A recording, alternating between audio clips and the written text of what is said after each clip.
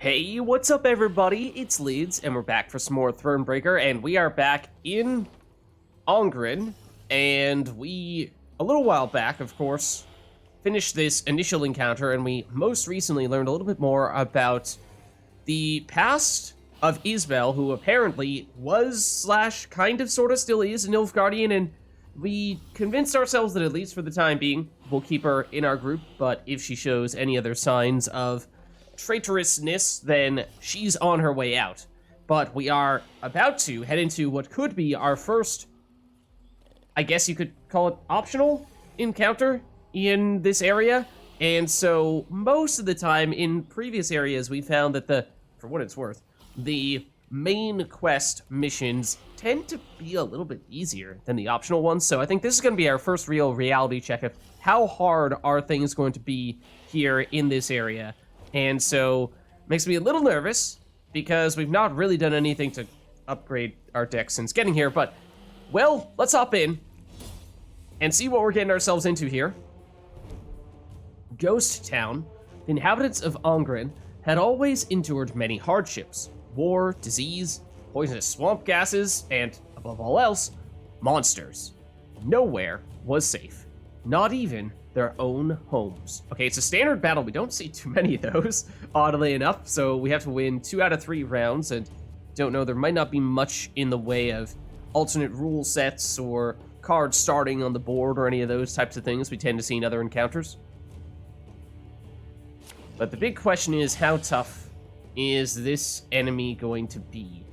So, we're on high morale. Okay, so that's good news, I suppose. Everyone is slightly higher base power. Then, what else do we have? We have Tainted Ale, which I think combined with Stray's Infiltrator could be really good, especially if they have a particularly tall target for us to go after. Otherwise, I mean, Slingers are okay, but they're best sort of mid-round when they have enough targets for us to go after. Otherwise, we might be forced into moving our own units, which is not really helpful. That's counterproductive, in fact. Alchemist, don't really know how effective that is. And then Barnabas, also a bit of a wild card. Lots of things that we just don't know for certain how effective they're going to be here. Bomber is usually a good way to start things off, but it is a little risky when we have the Infiltrator in our hand as well, because then we could potentially destroy our own Infiltrator, and that's no good. And then Leader ability as well. If we... do we have... oh, we do have these Arbalists and Footmen on the board here. And these guys deal damage whenever we use our Leader ability, and once again means... have to be kind of careful about you, making sure that we don't accidentally destroy you. So, alright, it's gonna make matters a little bit awkward here. All the different cards we need to dance around a little bit. So what if we switch things around here a little bit? Maybe I mean, Slingers in some ways is our safest pick, but, okay, well, granted, if everything is a Slinger, okay, I guess we're sticking with the Slinger then. Don't want to blow through all of our mulligans there. Only to find ourselves getting the same card anyway. Alright, so we'll see how we fare here now. If it turns out this is just a crazy difficult encounter, then we'll see what we can do. But Vibrant Archospore. Every turn on turn start, damage a random enemy by 2. Okay. Fortunately, we had some armor, so it wasn't a huge deal. But then, Deathwish, summon this unit from your graveyard and weaken it by 4. Oh. So that would suggest that you can't really destroy these things, or if you do, they're just going to come back a little bit weaker, but it's kind of a losing battle right there. It's going to take a really long time if you want to actually destroy one for good. So, alright, let's see. We also have these Footmen, which can, swap with a card in our deck? I thought we'd at times found that has backfired, like, if we're expecting to get Best Boy out here, he can come out automatically, so we probably want to wait until he does that at the very least, so that we aren't just getting a card that we would have already gotten already. We've definitely seen it give us an Infiltrator before as well, and in that case, it might even go to our opponent's side after a few turns, which is really not good. So, for all those reasons, yeah, I think we might need to make some adjustments to our deck. These guys, with the Infiltrators in particular, probably don't make a lot of sense, unless you happen to get both Infiltrators in your starting hand and you play them early before you activate these guys, but I don't know. So what can we play first? because, as we were saying earlier, the slingers only really work when our opponent has multiple units. Otherwise, we're forced to hit you, which is 0, and one of our own cards, which is obviously negative points. Then Barnabas, I mean, usually we like to wait until we have a bunch of cards on the board, or they have a bunch of cards on the board, because there are certainly numerous trinkets that give us more value when that is the case. This guy, I mean, 14 points is not small, but not sure that's the best infiltrator target, especially when, as we were saying, probably about to leader ability this guy and deal damage in the process, which is either, if we play you early, going to potentially kill you, or make the target of your boost smaller, which is also not very effective. So maybe it's Bomber. Usually that is what we go for first. I guess that's going to be it. And then we just hope that they play other stuff in this row, and that's where we put the infiltrator after that. So let's go this route, I suppose. Okay, play something in the melee row that is big. What was that? Drain all enemies on a row by 1. So what? Remove 1 power from them, add 1 power to you. Got you up to 15, which is bigger than this guy, and you're not in the fire row, so that is potentially an option for the infiltrator. So we could do that. Alternatively, now they have 2 targets. Oh, we should have leader ability, I suppose. Yeah, we definitely should. We were hesitant because of the infiltrator, but we delayed the infiltrator, so there's no reason to delay here. And all of our trinkets, for the most part, looking to save maybe a Tainted Ale. This, I think, is the best setup for sure for the infiltrator. And timing-wise, it's Tainted Ale and then infiltrator, or you could go infiltrator then Tainted Ale. You have a little bit of a window there, I suppose. But if we go,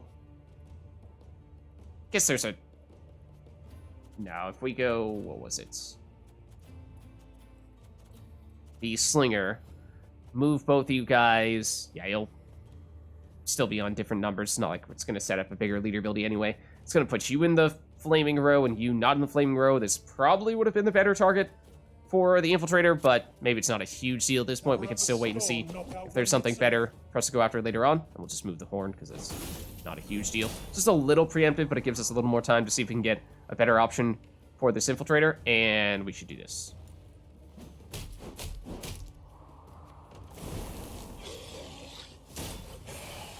Okay, what is your deal? You're not the same as the Ekimar. You're a Catechin. Every turn on turn start, drain the lowest enemy unit or units by 1. Oh. So right now you're 15, but we have 4 cards on 4, or 3 cards on 4 power. So you're gonna get pretty big boost every turn, that would suggest. So, I mean, you're already the biggest card on their side of the board. That would mean that's probably who we'd like to use Tainted Ale on. Okay. And the Infiltrator as well. So Tainted Ale takes a little bit longer, so I think we probably go Ale and then Infiltrator. Is that... Are you going to die before the Infiltrator comes over? If we put Infiltrator is to the left of it, right? Turn start boosts up by the power of the unit on the right, yeah? So it should resolve you and then immediately destroy you afterward. I think that's still fine. Pretty sure this still works, order of operations-wise. If it doesn't, then that's obviously going to backfire. There is Best Boy coming out, so that's 1 card we wanted to get rid of before we use the Footman. There is this Catechin getting pretty huge, and they have another one as well. Wow, okay. I mean, obviously we made this one bigger from the Tainted Ale, so we should definitely do this. We got a job to do. Tell me I put that in the right place, right? Power unit to the right? Yeah, okay. So that should be pretty big, I think. Oh, you're gonna get destroyed now. Yeah, but we really couldn't do anything about that anyway? They pass. But now... Is this... Yeah, no, that timing's gonna work. Yeah. So you come back while this is still big. Then on the end of our next turn, you get destroyed. So although they have a huge lead here, they're gonna lose 30 points, and we're gonna gain 34-ish points. Actually, I think a little bit higher than that, because you're gonna get destroyed by this. So do we even want to use the Footman? Because there's still, I mean, it's a low chance, but it is a chance that it turns into the Infiltrator, and then we just hand them points. And it seems like these infiltrators at least have the potential to be quite valuable cards for us. So it seems like these guys are fine. It's more so the footmen that are not that great here. And then set a unit's power equal to the power unlocked. So we could further power this guy up by putting him up to a 16 right now, which would make him huge. But I'm not sure that's necessary right now, because this is going to be, what, a 30... a little over 60-point swing? Yeah. So we'll still win without needing to really play anything else. We just need to basically bide our time for one more turn. So I guess that means just play our lowest value card here. So we do need to play something so that this stuff all still triggers. This triggers at the beginning of our turn, right? Yeah, okay. Again, order of operations wise. I think that means it's you. Don't move any of these guys.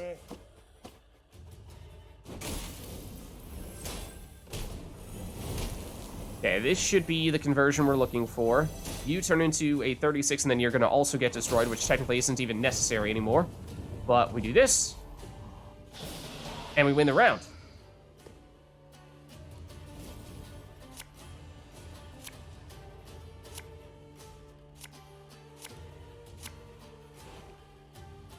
Okay, so we have 1, 2, 3, 4, 5, 6, 7, 8 cards in hand, whereas I think they still have 9 or possibly even 10.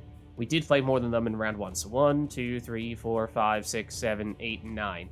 So they have card advantage in that way. Is this permanent resilience or just single resilience? Just single resilience on Best Boy.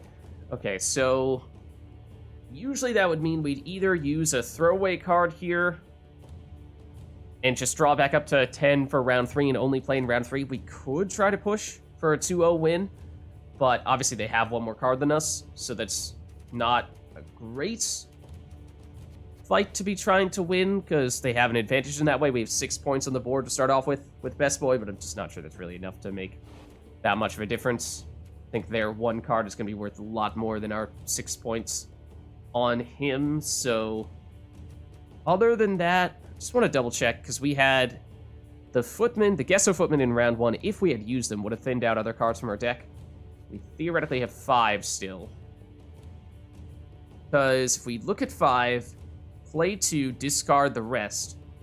I think in the past, this has generally been something we've used for only 1-round matches, whereas for 3-round matches, if we're drawing 3 cards every round, that means we aren't going to have that many cards left in our deck anymore. So I want to make sure we actually have stuff to use with blood. Otherwise, obviously, it's a brick.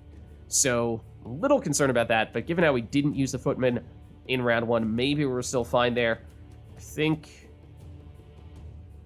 did draw into Gascon, so the slinger is a little more set up for him. It'd be a decent round 3 point slam in that case. But still very much liked the infiltrator. We still have one more, right? Yeah. So if we could get that, that'd be great, but that was in part because we combined it with our trinket that we no longer have access to unless we happen to get it with Barnabas. Maybe we still keep the slinger as a throwaway? Nah. Alchemist, maybe. Let's see. Think we will probably just pass here. I mean, yeah, we could have used Slinger as a throwaway, but yeah, it would have just been a body and wouldn't really have anything meaningful to target because we can't even go after you. So, but yeah, I think we're just passing. I think we're just passing again because they have one more card than us. We won round 1, so we don't need to win round 2. So we're just going to play for round 3. Do you still have resilience? Still has the icon there, but the description there seemed to suggest you were only going to be available in round 2. Not round 3 as well, but apparently you're still here, so that's cool. And we draw into Isbel, who has 23 damage. That is a lot, but we'd like to save her until relatively late. And they had the, hold on, that big card that we were targeting before. The Catechin drain the lowest enemy units by 1 every turn. And Isbel is not a very powerful unit, so if we play her, she's very likely to be our smallest card, which means as soon as she gets on the board, she has a very, very significant timer where those Catechins, assuming they have more of them, are going to take her out if we aren't fast. Other than that, the Alchemists, I liked them in theory because they had some nice potential with the Infiltrators, but we would need an Infiltrator to make that happen. So, and also, what is our first turn play here? I guess it could be a Gascon. Start with Gascon. That gives us a little bit of time for them to put stuff on the board. In which case, well, we could get rid of one of these and use Gabor to get it, but for the most part, we've just been relying on him for the 15 damage, because that is a very nice number to have. That's quite high.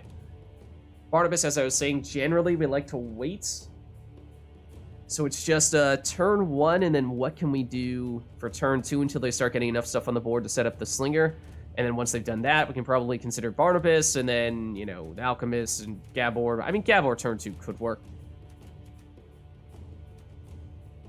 Definitely want to save. We could go for an early Thunder, I suppose. As I was saying, want to wait on you as well. But if we're trying to get an Infiltrator, where are we getting it from? I guess maybe an Alchemist? Well. Unfortunately not. Alpha Wolf, we've seen stuff like this in Mahakam. Is this exactly the same thing for every wolf in your hand? Boost self by 1.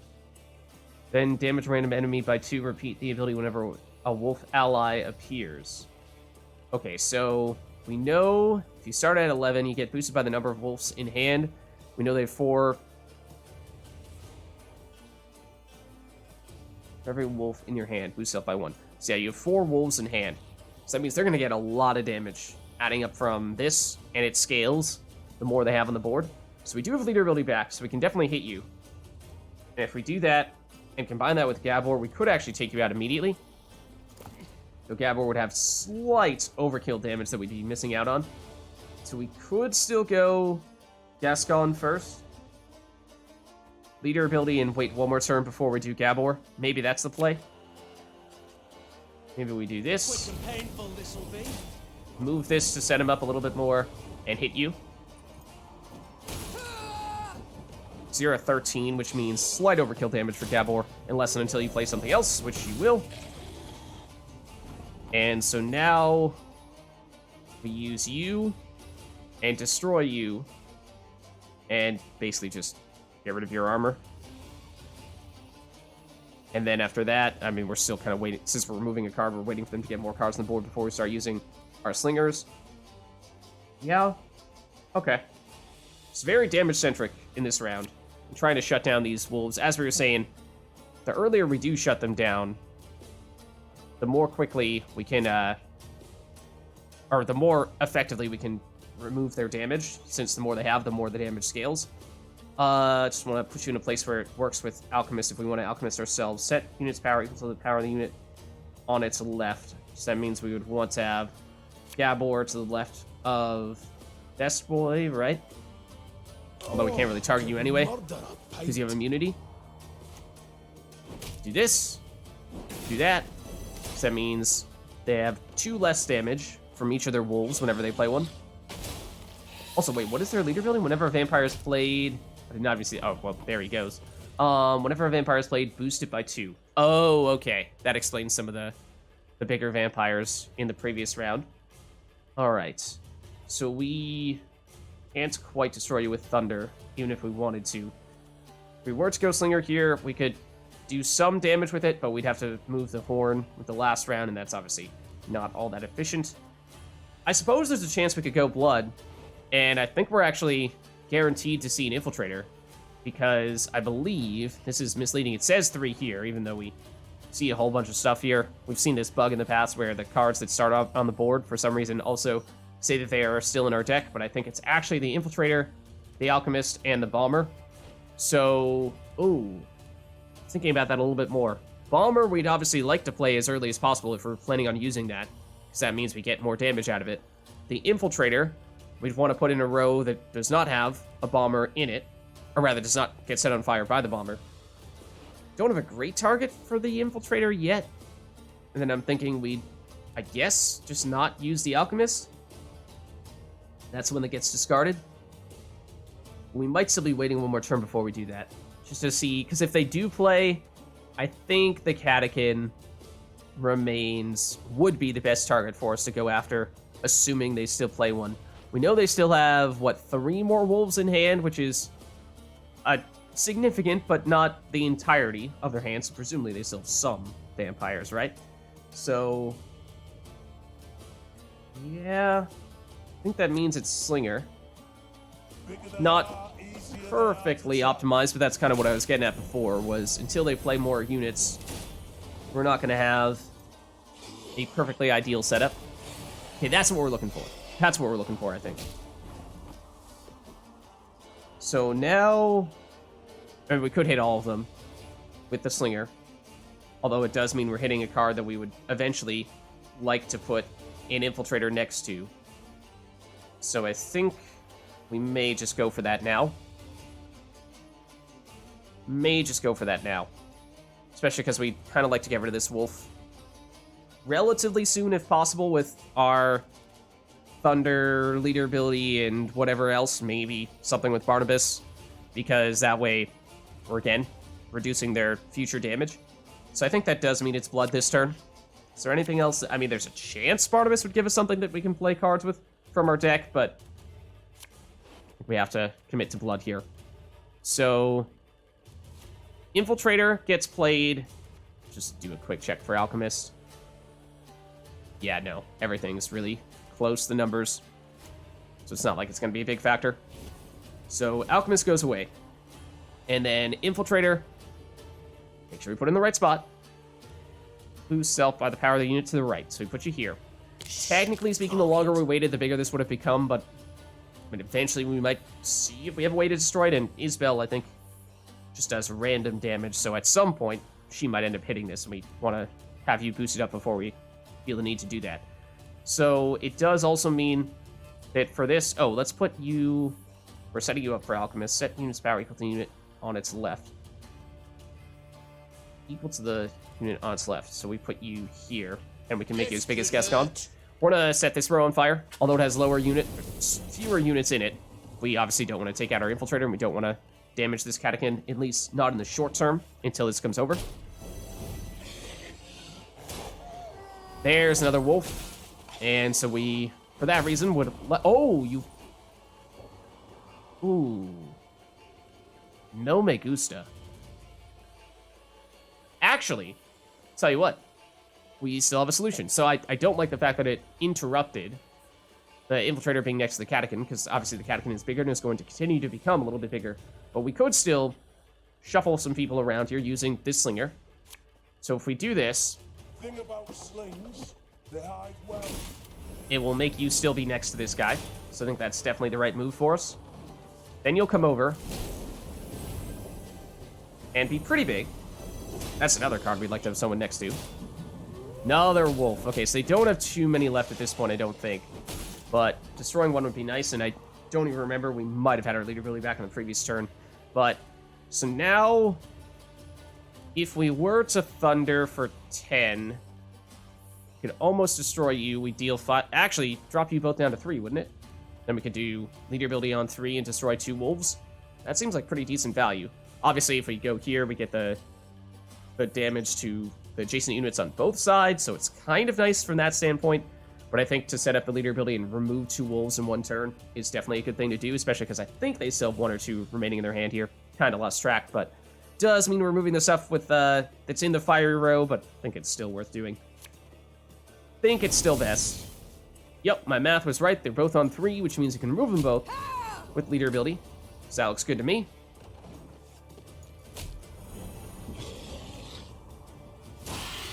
Okay, Garcane sees a damaged bronze enemy.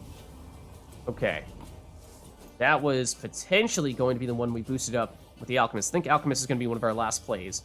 Northern Wind can give us additional damage. All damage enemies by 4, then damage all enemies by 2. So we'd hit you both a couple times and remove you entirely. This might not be a bad time to break out Barnabas, because as I was saying, I think we want to use Isabel pretty late. She is getting bigger. But I am concerned, the longer we wait, the stronger she becomes. And if we put her on the board and wait to use that ability, then she's likely to be the smallest unit, and therefore potentially going to get picked off by the Catkin, and we definitely don't want to see that happen. So it might be Barnabas, otherwise it's Northern Wind. guess we'll go Barnabas here, and we'll put Barnabas next to you. Is currently the best way to set up the Alchemist. With the unit on its left, so we put you here. Okay. So, this is what I meant. There was a chance that we were going to get stuff from our deck, which is not ideal. Turn an ally from the battlefield to hand. Ooh. We still had... They did just recently destroy Gabor. That could have been a great option for us. Yeah. I mean, Gascon... We'd gain 6 points, because he's currently damaged. And we get him back at his 25 if we put him in our hand, I believe, if I remember correctly. Been a while since we've used that. So we've since removed it from our deck. Otherwise, move 6 random enemies to the other row and damage them by 2. That doesn't sound all that dramatic, but it might actually be best. 1, 2, 3, 4. They have 5 units right now, so we'd get decent value out of that. A lot of them do have armor, of course, but it does move a lot into the fiery row. So that might be worth doing. That might actually be best. So yeah, if the alternative is 6 points, what? Did I just accidentally click one of them? I must have? Did I just accidentally click the one that was going to play cards from our deck? I was just trying to click off to look again here. Okay, well that makes me kind of mad. Alright. That's rather frustrating. But, okay, so we need to make sure we play Isbel at latest on our second to last turn. So I do think that means it's Northern Wind here. And then it's going to be Alchemist Finisher to make probably Isbel our biggest if we put her next to the Infiltrator. Otherwise, it's going to be Barnabas. So yeah, I mean, if it does come down to that little miscue there, then I'm going to be kind of peeved by that, but we'll see. I'm going to seize more stuff. The movement actually does boost up Gascon for what it's worth. But now we put Isabel here. She is 61 damage, which is pretty incredible. But if we put you here... I'd hoped we could solve this some other way. You are also not the smallest unit anymore. It would be Barnabas. So we anticipated she might be the one that gets hit by the Catechin, but it doesn't look like that'll be the case. So hopefully that means she's still safe here, even if their last card has damage. What is that last card? Drain all enemy units in a row. They get good value out of it, but Isbel could be huge here. So we do this, just make sure we have it all set up properly. So set unit's power equals the unit on its left, so that is on Isbel. If anyone asks, make her an 18. You've not seen me. And then we use Isbel for 68 damage, and we still take the win. Okay. Except, whoa, not so fast. That does come back. It is smaller when it comes back, though. It's closer than it would have otherwise been, but we are still good. Okay. Yeah, that looks like, if that's any indication, the difficulty of future encounters also. Have all of our other enemies done that before? Or is it just me? That seems really silly. But that seems kind of difficult. Okay, let's see. Pick up some loot, yes. Is there anything else on top of just the random stuffs? The resources? Ooh. Well, that's a golden chest. That looks like another vampire-like enemy, similar to the one that we just faced. So generally speaking, I think we found that random enemies in areas tend to be pretty similar to one another. So I imagine other encounters will be quite close to the one that we just had. Let's see. What is this? Doesn't look good. A little more resources. We could, of course, now that we know a little bit more about the kind of opponents that we're expecting to go up against, we could potentially modify our deck. So we do have, even if we aren't crafting stuff, we do have enough stuff here now that we could swap some things in and out. What is the deal here? Report, Your Majesty. It seems likely a monstrous beast of some sort is responsible for the attack on this caravan. The horses' carcasses bear the markings of fangs and claws. Seems like the kind of thing that the enemy we were just facing might do, or the kind of marks they might leave. Some of the merchants must have survived, for there are footprints in the mud. Oh, okay, did they run away? Leading south. What shall we do with the goods abandoned here? Should we leave them as they are or requisition them to cover wartime expenses? Okay, this is interesting. Because, at first glance here, you'd say, we better take them. We get a little bit of money, we get a card fragment, and we know if we don't take this card fragment, then theoretically we're just never going to finish that card at all. So, that's a pretty big thing we'd like to get. Otherwise, we leave, we get nothing. I imagine this would be one of those times where if we had Ake, if we were to go this route, he would get mad at us. Because otherwise, and this is just so blatantly obvious that you should do this, there must be some kind of downside in some situations. It's just that we've already faced that downside. We've already lost Ake, obviously. So that's at least the first thing that comes to mind. Because otherwise, like, why would you not take this? I mean, maybe someone else gets mad at us, but... Okay, we have not started this card yet. So it's an entirely new one. And looking at our map here, say they went south. I mean, that is in general the direction that we're looking to go. There is this bridge here, but it looked like it was cut off a little bit. Oh, hold on. Except there's something we can do here. Can we maybe build it with wood? Let's see. That might be exactly what we do here. My queen, the bridge has collapsed, but our engineers claim they can fix it with the appropriate tools. In any case, we do not lack for supplies. What do you command? We can either build the bridge for 50 wood, which doesn't sound like a lot, but that is something. That's like roughly the cost of some units, right? Obviously, we're not really making units, but point still stands that that's at least for point of reference. Roughly the amount we're talking about, otherwise we find another path, and we were just looking at our map here, and I do think basically it's a matter of either you build this bridge or you do this fight. So you can circumvent the fight if it's particularly difficult. You can circumvent it by going here. So it is basically optional, much like the one that we just did was. Didn't think... I mean, at our map here, it kind of looks like you could cross over to this area from the bridge right next to the enemy that we fought before. I didn't think it was the case, though. It looked like it was broken. Maybe we'll just double check. I think we will end up going over to that battle, of course, rather than building the bridge, because we're probably planning to fight that enemy anyway, or at least trying to fight that enemy anyway. Oh yeah, this is right. This is where we saw broken bridge, golden chest on the other side. Gotcha. Yeah, so I think, we'll plan to face the enemy, and, if it's incredibly difficult for some reason, then we'll just... I mean, that's our backup plan. Can you go through? I mean, I thought this was a dead end. Oh, but it isn't. Oh, interesting. This really looked right here like this was an invisible, or not so invisible wall, really. That might be something that happens in the future here. Like, are there going to be some paths that we don't realize are actually traversable? Ooh, okay. That is perhaps worth bearing in mind. But anyways, I think this is probably a good place for us to wrap up here. We've learned a little bit about the types of enemies we are likely to encounter in this area. After a brief peek, it looked like this is, this upcoming one might be more of the Necker variety rather than the vampire variety that we just faced. But either way, I think we'll, of course, continue to progress through here in Ongrin, and maybe we'll track down where those soldiers or people from the caravan apparently retreated to. I imagine it's, down here somewhere, maybe even at this puzzle. But thank you all for watching. Hope you enjoyed the video, and I'll catch you next time.